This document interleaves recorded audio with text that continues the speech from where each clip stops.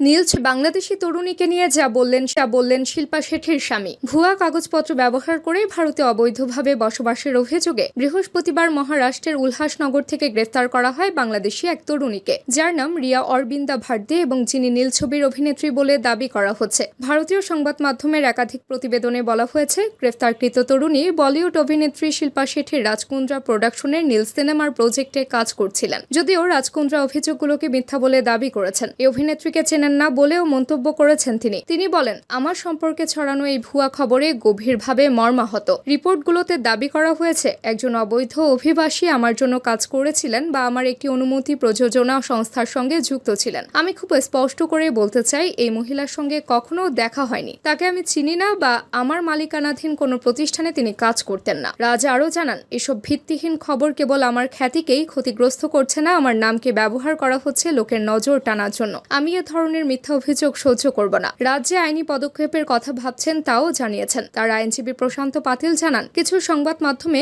বাংলাদেশি ওই তরুণীর সঙ্গে রাজের নাম জড়ানো হয়েছে। মুম্বাই পুলিশ যাকে গ্রেফতার করেছে তিনি শিল্পা শেঠি ও রাজকুন্দ্রা সংস্থায় কাজ করেন বলে খবর প্রকাশিত হয়েছে। এটি সম্পূর্ণ মিথ্যা। উদ্দেশ্য প্রণোদিতভাবে আমার মক্কেলকে বদনাম করার জন্য এসব ছড়ানো হচ্ছে। এই ঘটনায় রাজের আইনজীবী আরও বলেন যে মিডিয়া হাউসগুলো এই ভুয়া খবর তৈরি করছে, তাদের বিরুদ্ধে মুম্বাই হাইকোর্টে 100 কোটি টাকার মানহানির মামলা করা হবে।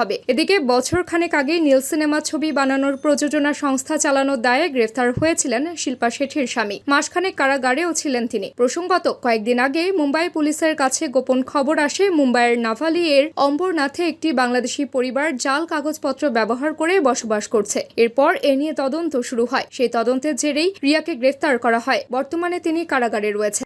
আমাদের পরবর্তী প্রতিবেদন দেখতে চোখ রাখুন পায়রা নিউজের ইউটিউব চ্যানেলে। তাবাসসুম হকানিকা, পায়রা নিউজ ডেস্ক।